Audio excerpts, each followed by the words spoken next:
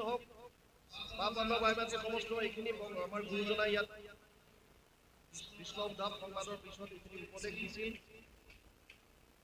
গুৰুজনাই ভাগৱতৰ 12টা স্কন্ধ নিজে কৰা নাই, তেওঁ অনুবাদ কৰিছে প্ৰথম স্কন্ধ, দ্বিতীয় স্কন্ধ, তৃতীয় অনাদি পাতন, ষষ্ঠ অজামিল উপাখ্যান, অষ্টমৰ বলি চলন আৰু সাগৰ মন্থন, দশমৰ আদিভাগ, শেষৰ কুৰুক্ষেত্ৰ যাত্ৰা, একাদশ স্কন্ধ আৰু দ্বাদশ স্কন্ধ এয়া গুৰুজনাই নিজে কৰিছে।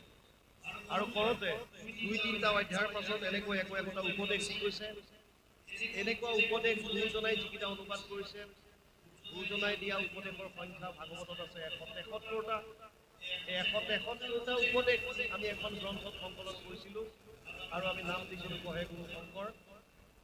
তাৰ সৰলীকৰণ কৰি দিয়া হৈছে প্ৰতিটো পদৰ অকণমান গদ্যত আমি ভাঙনি কৰি দিছোঁ। তাৰ এখন গ্ৰন্থ আমি আপোনালোকৰ নামঘৰৰ কাৰণে লৈ আহিছোঁ। আমি অনুৰোধ কৰিম মাত আগবঢ়াৰ আগতে